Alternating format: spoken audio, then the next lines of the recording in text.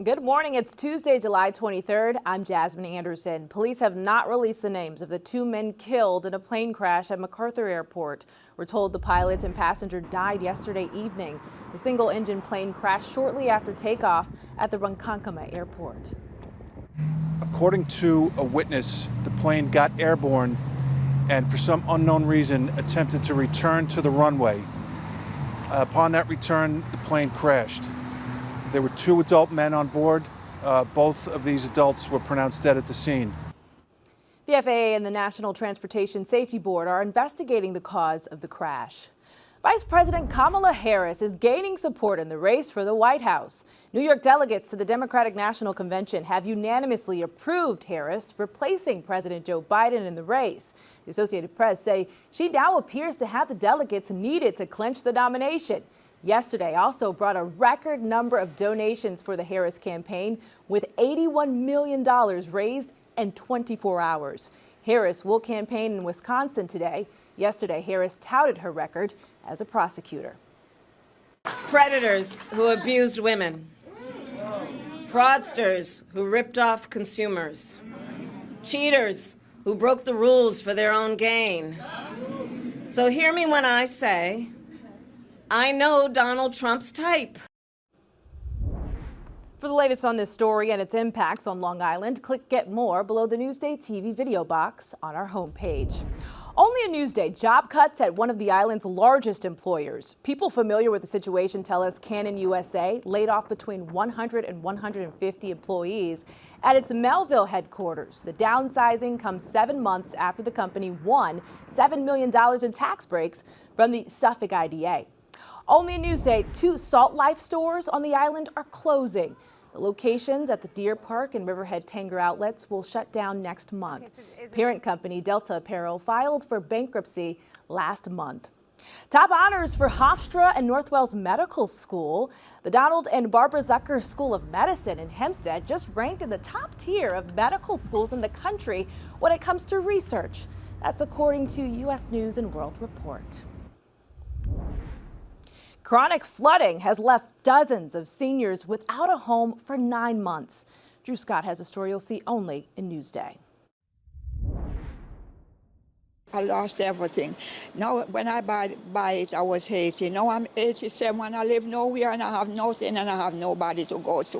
1888 Foster Meadow Lane Co-op in Elmont is still empty, condemned and unfit for 60 senior citizens who have called it home. The building, according to Hempstead Town records, has been plagued by flooding problems since 2011. The final blow, however, was flooding last September. Residents then say a sprinkler pipe burst in the cold weather and flooded Ernestine's apartment and the entire building. Then mold formed and all 60 residents were forced to live in hotels or with families elsewhere. It's been 9 months and these residents are still struggling. They have been displaced. This is the longest time where they've been out of their home. We've made numerous attempts to contact the management company Woods and Ruff, but have been unable to find out if anything can be done to help get these senior citizens back into their homes. Sorry, mailbox is full. The lawsuits are underway. Nassau County is suing the management company to recoup emergency housing costs.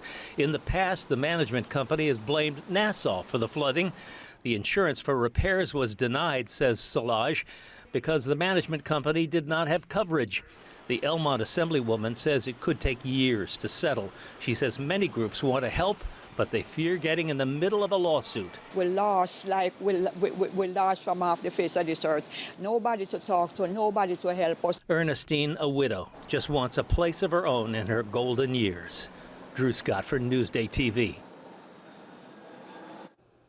An unfortunate situation. Drew, thank you for the update. Read more about this story on Newsday.com. Click Get More below the Newsday TV video box. Preparations are underway for the best feast in the East. Elisa DiStefano takes us to Glen Cove for a preview you'll see only in Newsday. It's known as the best feast in the East. Preparation is underway for the Feast of St. Rocco, where it's all about faith, family, fun, and of course we're here for the food. Benvenuti alla cucina di St. Rocco's. We're here with some of the nonnas. The nonnas have been prepping food for the feast that will happen here July 25th through 28th. Once I was apron official, I was ready to join in. Put me to work, ladies. Put me to Okay, work. we're going to go and start prepping for the eggplant parmesan. Antoinette has been volunteering since its start in 1975. So you've been here since the beginning. Yes. And this is your specialty. Everything's my specialty. You want to help? Oh yeah. Go ahead. Do you overlap the eggplant? Like overlap it, or You just... could if you wanted to. What's the key to making this delicious eggplant parm? The key to this? What's the secret? Is there any secret? Love. There you go. There's a lot of love in this kitchen. In this kitchen. The nonnas have already prepped over 100 trays of eggplant parm, and there's still more to do. You remember when my grandma was And brings I back miss her so memories. much. A lot of memories. I miss her a lot. Me too, that's why my father belonged to the society. A lot of memories. I cried, I'm crying in the kitchen, ladies. Sorry. we laughed, and we sang. A mangiare, a festeggiare con noi.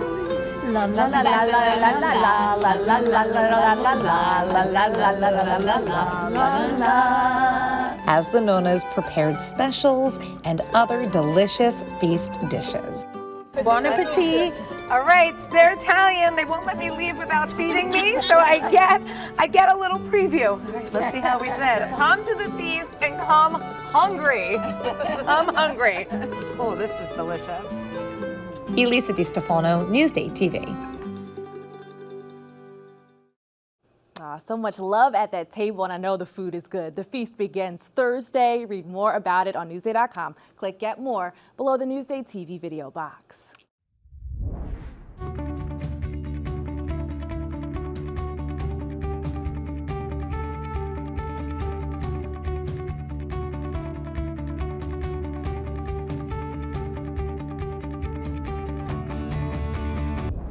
A wet start to your Tuesday, another cloudy and humid day. Here's a look outside at Main Street in Southampton Village.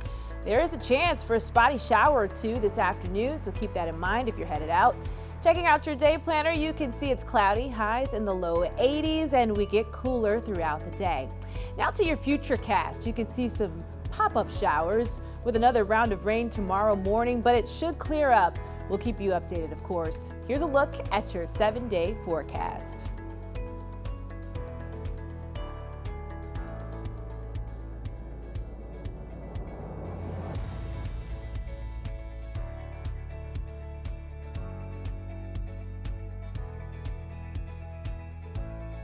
Long Island weather is brought to you by Sun Nation Energy, helping Long Islanders save on their energy bills for over 20 years. I'm Jasmine Anderson. Thank you so much for watching. We'll see you soon.